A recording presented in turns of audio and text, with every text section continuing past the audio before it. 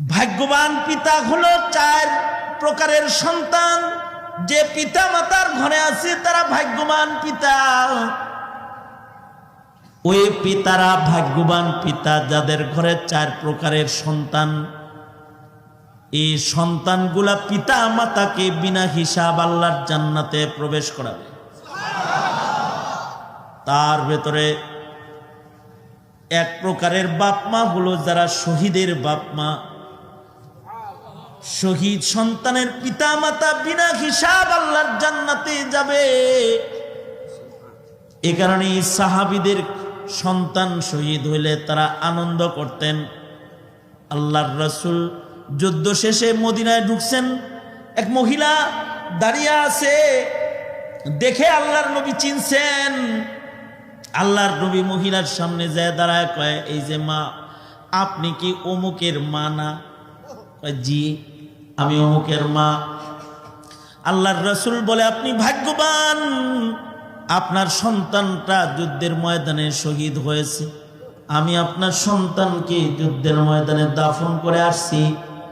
মহিলা কয় তাহলে এই যে চোখের পানি মুছা ফেলাইলাম, আর কাঁদবো না আমি, কারণ আমি জানি আমার এই সন্তান বিনা হিসাব আমাকে আল্লাহর জান্নাতে প্রবেশ করাবে। শহীদের বাবা মা ভাগ্যবান বাবা মা,